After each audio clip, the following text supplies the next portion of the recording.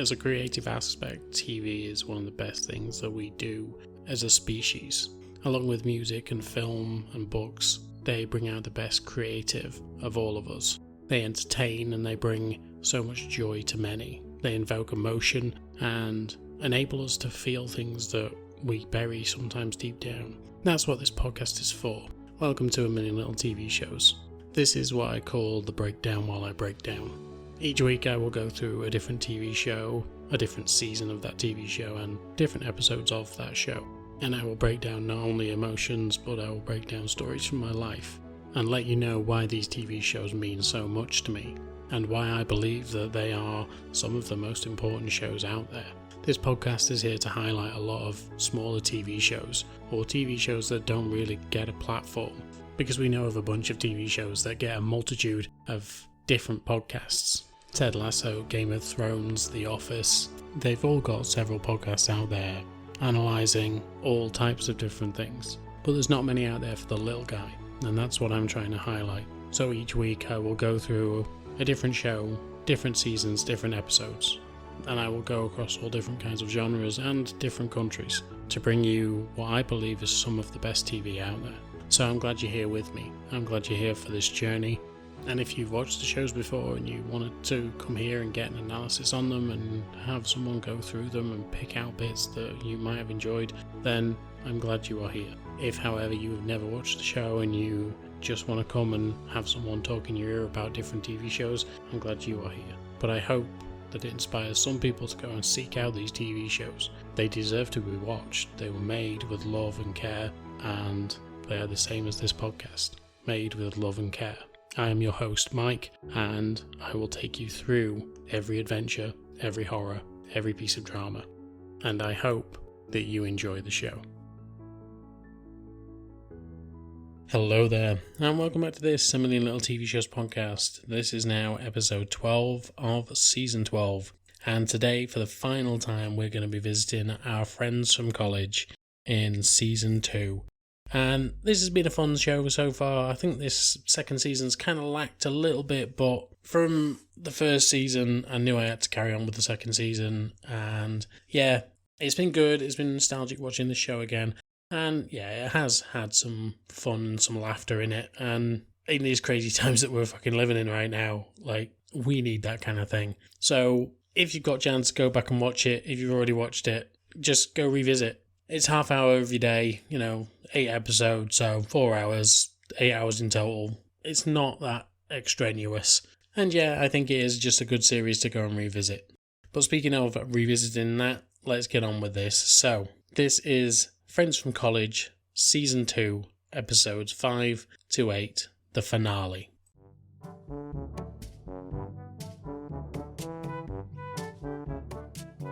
Episode 5, Old Habits. So the story's pretty well split in this episode, so I'm just going to split it with the characters. And the first character we're going to deal with is Lisa. Now, after the whole breakup of her marriage and the fact that her husband was having an affair and the fact that she ended up having an affair with someone else within the group, and then the fact that her and Ethan were originally actually going through IVF treatment, we saw last episode that she has decided she wants a baby with her new partner, Charlie, who she's barely been seeing a year, and some people may say that was pretty quick, but I got married after 9 months, so I did know the woman for 15 years before that, but still, it's very quick for that kind of timeline, and she doesn't actually seem that interested in Charlie. She just seems like he's there. But at the start of this episode, we find out that she's ovulating, and therefore she is basically demanding sex from Charlie whenever she can get it. And apparently, after he rolls off her for the 6th time that morning, she isn't getting enough of what she thinks she needs. Now, obviously, it's a massively complicated process, and yeah, it does take a lot of trying, especially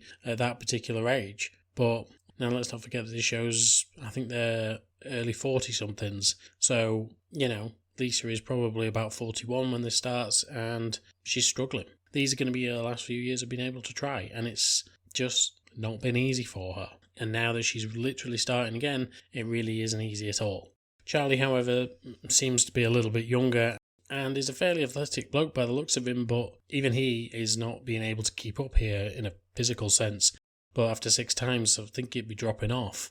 And she ends up suggesting some medication that she's got from Felix. They're obviously boner pills. So he ends up getting a raging hard on, and he is going at her. But when he actually starts, he looks like he's about to have a heart attack. His skin has gone a strange puce colour, and he is just looking like an overgrown hemorrhoid at this point. And eventually he just can't finish, and he rolls over and he's just like, I can't do this. However, you can tell that he is willing to do a lot of things for her because he's crazy about her. And so when he says we're basically having a child together, why don't we get married? Like, it makes sense. She tells him that she doesn't want to get married after everything that happened, and you can kind of understand it, but also you can understand it from his point of view as well. She says she doesn't want to get married, and that's it. He tells her, well, what's the point in doing this then? If that's going to be your attitude, what is the point? And this is it. They end up seeing the end of their relationship, even though they were trying to get pregnant 10 minutes earlier. So she feels like shit, and she reaches out to the one person that she knows will help her out. She moves back in with Marianne, but Marianne's got her boyfriend there and a few others, and the person she really wants to speak to is Nick. Nick, however, is with his now girlfriend Meryl, and she is hosting a party for what looks to be her nan. But because Nick is such a accommodating guy, but also still has a thing for, I nearly called her Robin, Lisa. Robin is obviously a character in How I Met Your Mother. But Nick ends up inviting her over. Meryl is pissed because, well, he knows the history between these two, and they've dated for a little while. They've obviously had sex, and yeah, she's not too impressed with him. But she takes it on the chin, more the merrier. It's a party for her grandmother, or a nana, whatever it is, and yeah, it sucks, but okay. But it's not the first time he's done anything like this. The last time that she hosted a party and invited him, he also took Marianne with him, and she wasn't impressed then either. So this is becoming a bit of a pattern now. Eventually, as the day goes on, he sees how down Lisa is about this whole affair, everything with Ethan, and now everything with Charlie. And he has always had a thing for her. He's always been after her. Lisa, on the other hand, has also seen how he is. She's basically watched him work the party and seen that he is such a great guy. He's kind of in his own element with this whole party, and she sees how good he is with kids as well. And maybe she's thinking there might be something there. But when she sees him with Meryl later on, she decides that that is a bad idea to try and stir up that hornet's nest. However, once she actually opens up to him and tells him how she's been feeling and how shit everything's been and how much she just wants to just give up, I suppose, he realises what the world would be missing if she stopped dating, if she stopped seeing people, if she stopped trying, because he's been in love with her for so long that he ends up heading in to see Meryl and dumps her on the spot, literally like that. He then tells Lisa that, look, we need to get out of here because shit's going down. What she doesn't know is that the shit that's going down is the fact that those two are leaving together, because Meryl knows exactly what's happening and she isn't too impressed by Nick's attitude, really. Ethan, however, has lunch with Sam. Now, because they don't have to act like they're separate people anymore, that they're in separate marriages or whatever, both marriages now broke down. When Ethan tries to kiss her, she pulls away slightly, but then realises, no, we can do this. We can actually just do whatever we want now. Which means they end up nearly breaking into a bathroom to try and have sex. But it's a public bathroom and it's kind of dirty. Well, it's a public bathroom, so you can imagine. And she kind of says, look, we can't go to my place, we can't go to your place. Why not? Let's go to a hotel, do it the way that we always did, and just have fun with this. Ethan agrees, but he isn't too happy about it because, well, why can't he go to hers? Why can't she come to his? It's a very strange dynamic that they've got now, even though they're both single. And later on, when Sam actually goes to therapy and is asked about this, she has no answers as to why they can't do it in a different way now. Ethan has his own place. Well, he's sharing, but he has his own place. She could go there. And the only reason that Sam gives for not taking him back to hers is because, well, she shares that space with her kids sometimes, like half the week. If the kids aren't there now, then what's the fucking problem? But eventually, towards the end of the episode, she actually turns up at his apartment because she's obviously seen the error of her ways when it comes to this whole situation. She doesn't have to hide anymore, and she doesn't have to act like they're having an affair. They're not having an affair anymore. This is a relationship, or potentially could be. So why not? this situation with Sam isn't the only thing that he has to deal with right now, because Ethan also has to deal with Max, or rather, Max has to deal with Ethan. Because it turns out the last book, Horseboy, or whatever the fuck it was called, is mostly to do with Max. It was his dream, it was his image that got this all off the ground. And now Ethan has a chance at writing a second book in this series. And he's only got that because of Max. Max has given him ideas, Max has managed to get this in front of publishers, and Felix thinks that maybe it's time that Max actually got some sort of writing credit instead of just being second fiddle to Ethan all the time. And so he asks whether that is possible, but Max is evasive. He doesn't really want to rock the boat, so to speak. However, when Ethan turns up and he's trying to give him gifts, Max kind of approaches the subject. And Ethan tells him, look, the next one, fine, we can collaborate or whatever, but right now, let's just play this VR headset that I brought you. Because as much as Ethan doesn't want to accept it, he is very dependent on Max when it comes to ideas. Now, it seems that prior to this, he had some really good ideas, but they weren't selling, or they were things that wouldn't sell. Now he's in an area where he doesn't really understand the market and doesn't really understand the writing. He just writes it. It's a very difficult situation for Ethan, and therefore he is having Max help him quite a lot. But it's not fair on Max to actually do all this work and not be rewarded for it. So I can see where Felix is coming from, but Ethan seems to be quite stubborn when it comes to his own projects anyway, so we will see how that goes. But hopefully his other problem, Sam, is going to be less of one going forward. Episode 6, Freefall. Now, as you may remember from the previous season, even though he was a very minor character, Miriam's boyfriend Tag is actually a sort of daredevil. He does a lot of the high adrenaline, high octane stunts, including base jumping. And at that particular point, he ends up base jumping off a building in the local area. But we see that whenever he does this, Marianne is the one who is always there to collect them and get them in the car quickly and then drive off. A bit like a getaway driver. And of course the reason for this is because they don't end up having any sort of permits, so, well, they shouldn't technically be doing it, but they're doing it anyway. So as soon as the sirens start going, Marianne gets them in the car and they drive off. But of course the inevitable happens. So let's get back to the others before we go into that. So Ethan and Sam are now kind of having to define what their relationship is, even though it's still early days, even though they've been seeing each other since college basically. But of course it's new to them now because it's the only time they've ever really been single together.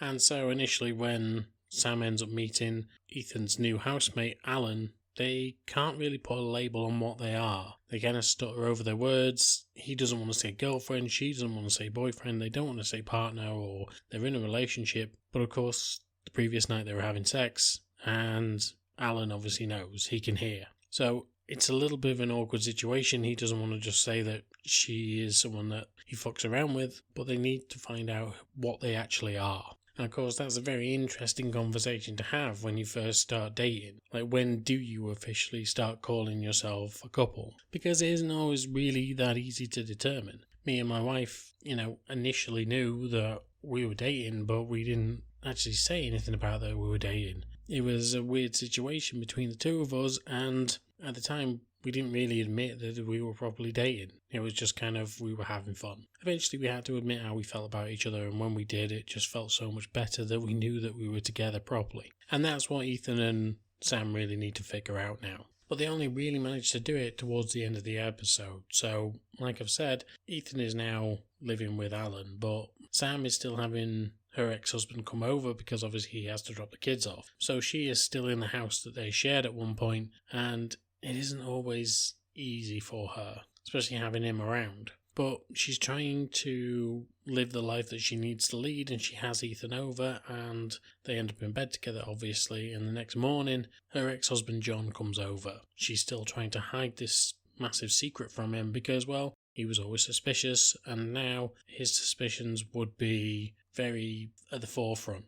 But he catches them in the house together, and Sam ends up freaking out a little bit, to the point where she ends up pushing Ethan down a set of stairs not long after he basically gives John what seems to be a heart attack. John is surprised to see him in the home, and when he does, it brings on what is actually a panic attack. But obviously at that particular point, he can't tell. He's gripping his chest, he's falling to the floor, and Sam is trying to aid him. Ethan, however, comes up with the plan that he can save him. He jumps on him, starts giving him CPR, but John is so irate, as well as possibly having a heart attack, that he grabs Ethan by the throat. They start to tussle, and eventually they get pulled apart. Sam in that time has actually called the ambulance. They're on their way, and when they get there, they confirm that this was just a panic attack, and it's here for the first time that Sam and Ethan actually confirm that they are now a couple. But throughout the whole episode up until that point, it was always a grey area. As I said before, though,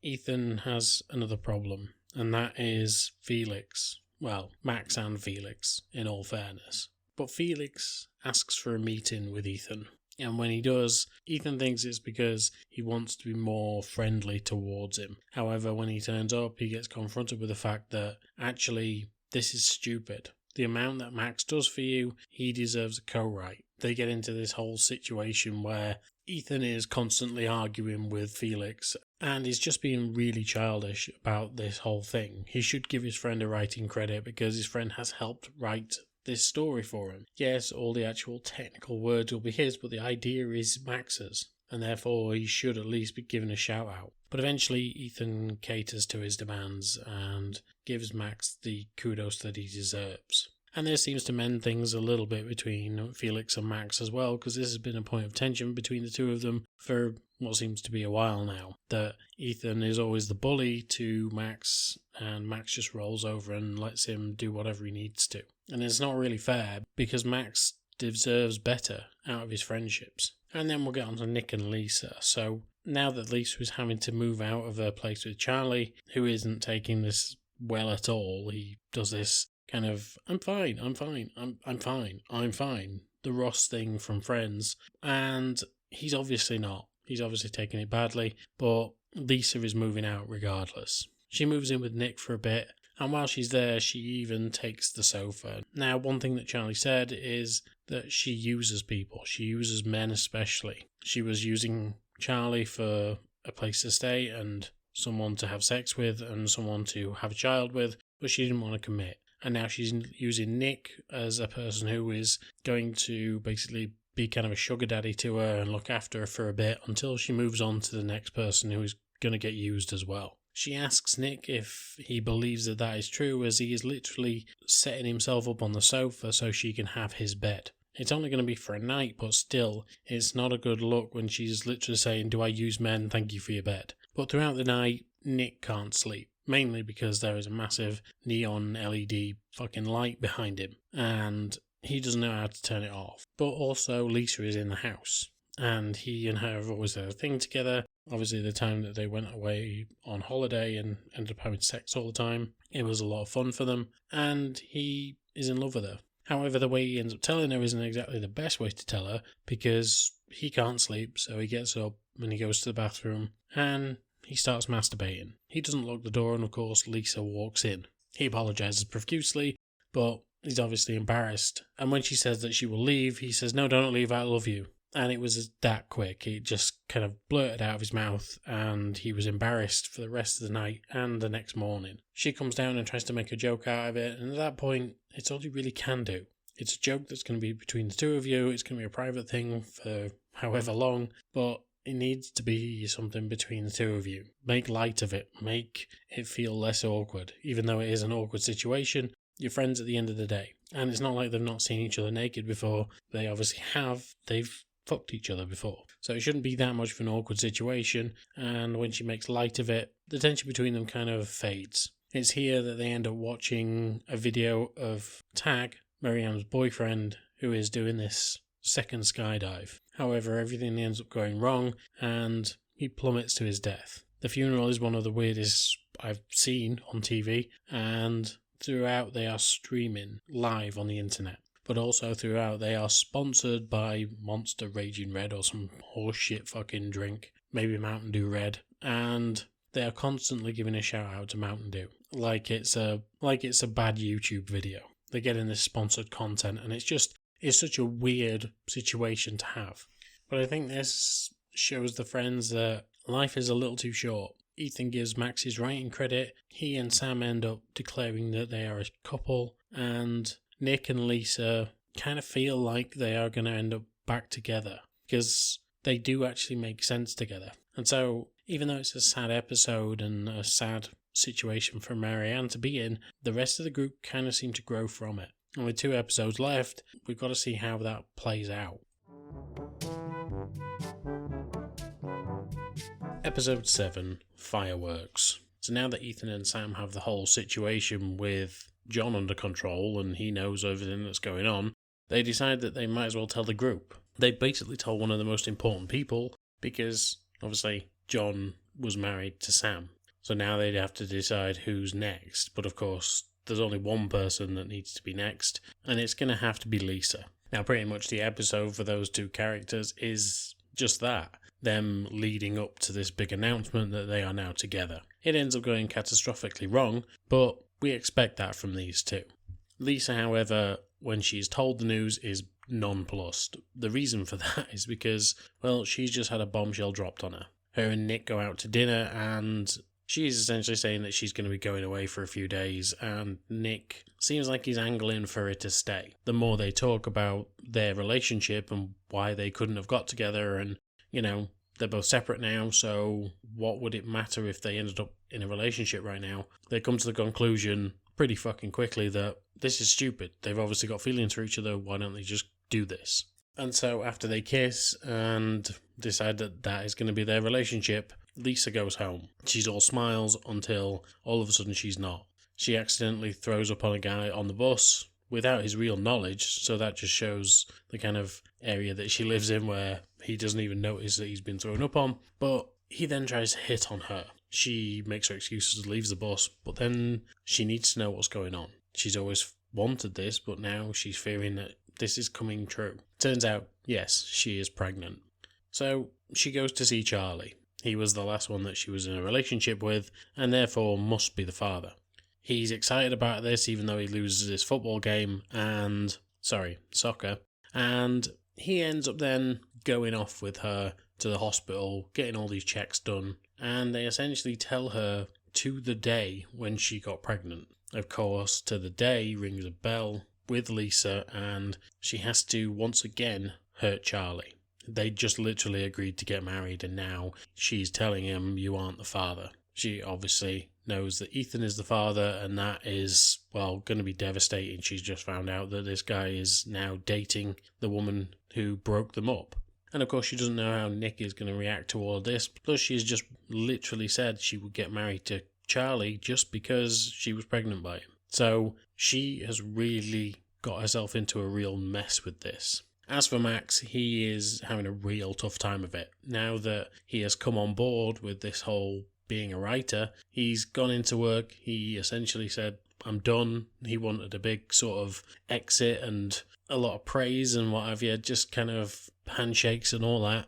And then it turns out that they weren't really that bothered about him being there. His client list is pretty much split up between 2 of the more go-getting agents in the building, and that's it. He's basically given a handshake and walks out the door. That's the basic surmising of his career in that particular building. And so he feels a little bit let down, but once he gets his teeth into this writing gig, he knows that this is going to take off. However, as soon as he and Ethan start to sit down and write, they're at each other's throats.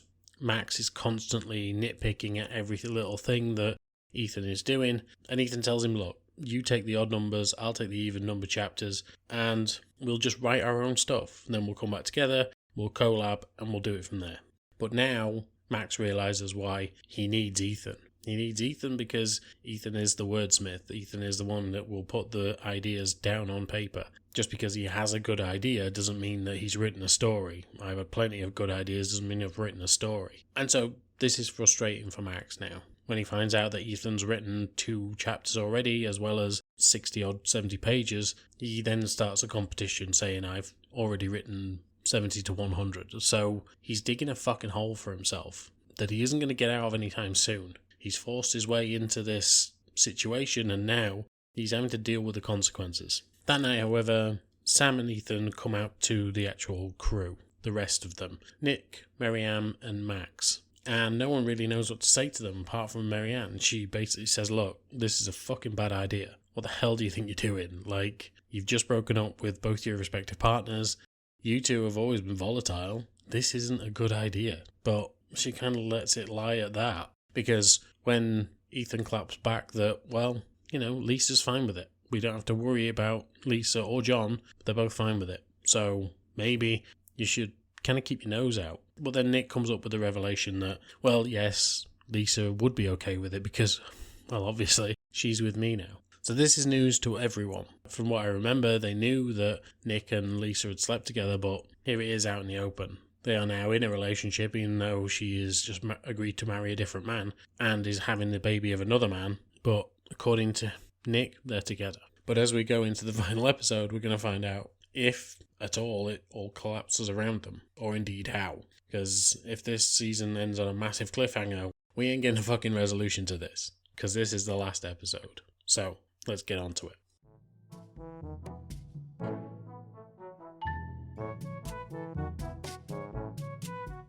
And finally, episode 8, The Wedding. So we start with Charlie, which is an unexpected start for the episode The Wedding, and he seems to be doing some sort of weird training ritual, but, well, he just keeps fucking up. It's quite a funny scene, in all fairness. He's trying shadowboxing, he's learning how to throw a punch. He is, for some reason, we can only suspect that he is going to punch someone, but he is training to, well, just do that, throw a good punch.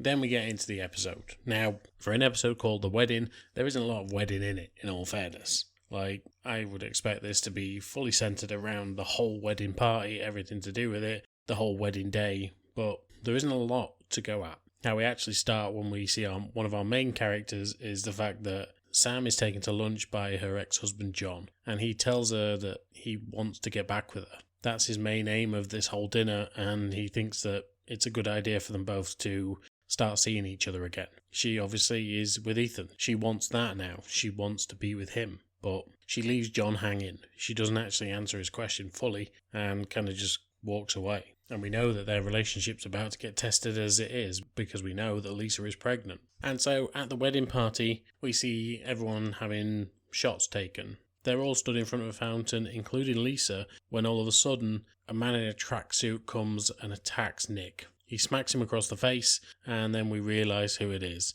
It's Charlie. Lisa berates him and tells him that it wasn't Nick who did this, and nobody really knows what the hell's going on. But as soon as he finds out that it wasn't Nick, he targets Ethan because he is the only other one in the group.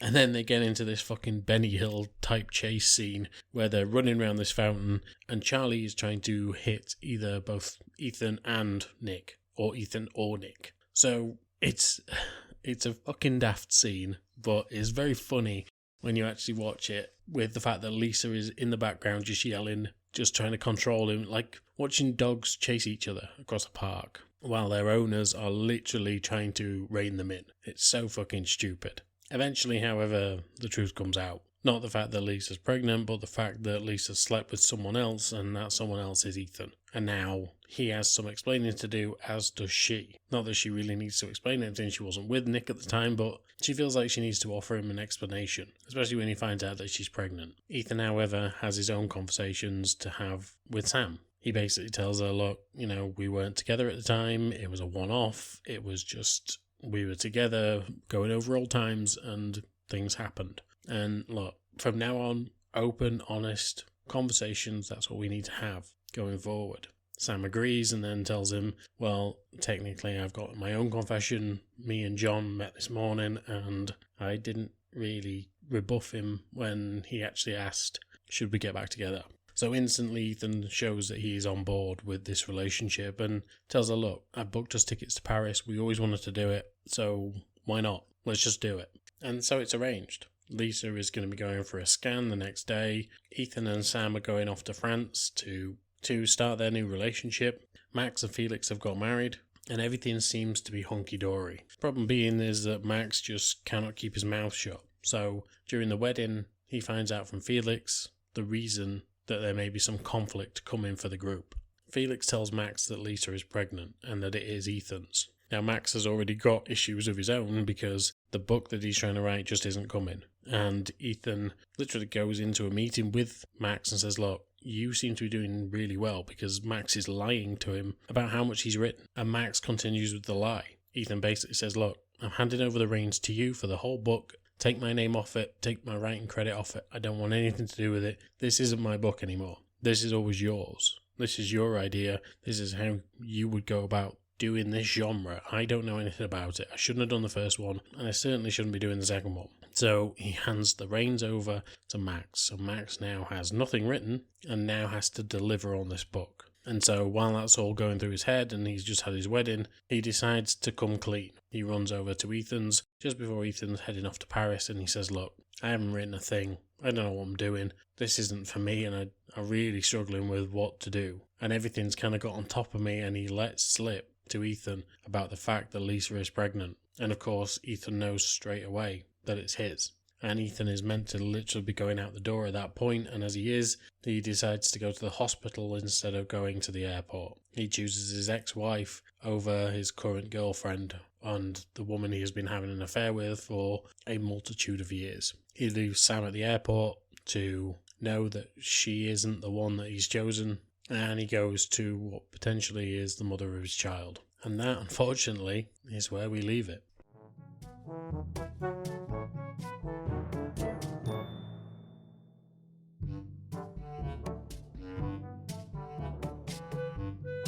I mean, well, fuck me. I literally jinxed it. Literally said in that last episode, I don't want to see it go to a cliffhanger at the end. And there it is. So we've got Ethan at the hospital, basically looking after his ex-wife while she's pregnant with his child, while his new girlfriend, his affair of the last 20 years, is waiting for him in an airport. Like, I knew it was going to be a messy season. And the other thing about this is the fact that Nick is kind of coming round to the idea of potentially being with Lisa at this point. Even though she's pregnant with someone else's child, he's still like, do you know what? I could raise that kid. He's kind of walking past parks and seeing children with their parents and being like, I could raise a kid. And now it seems that he may not get a chance.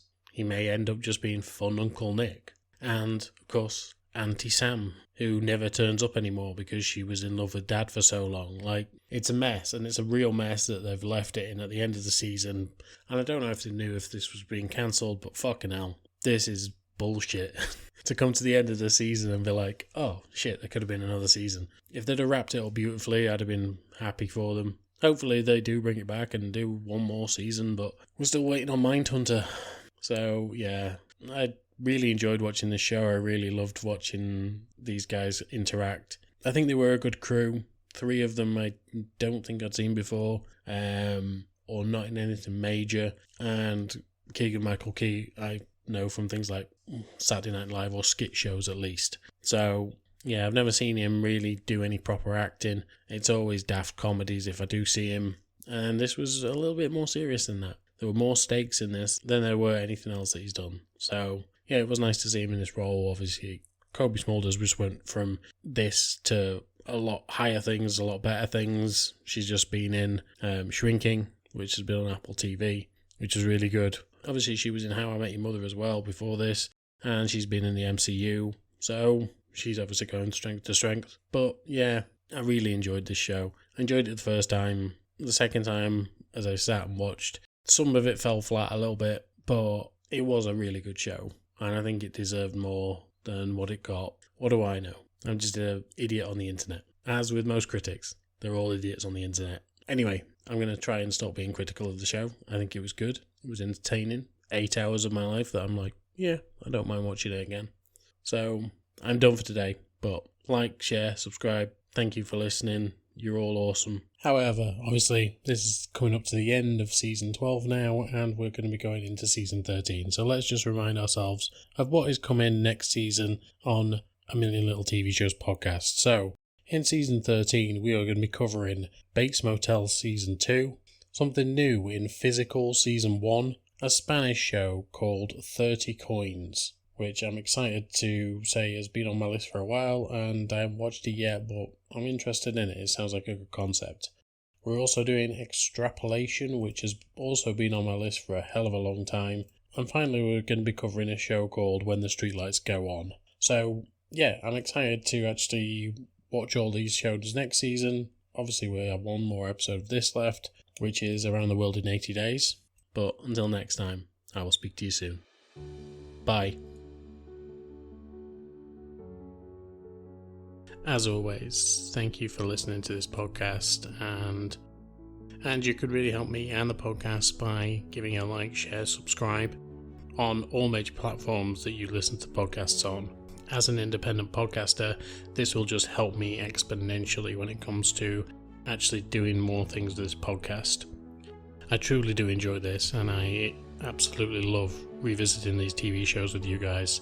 So any engagement from you is always welcome, and I will try and listen to all of you when you give suggestions or just tell me what you think about the podcast. But once again, thank you for listening, and until next time, I will speak to you soon. Bye.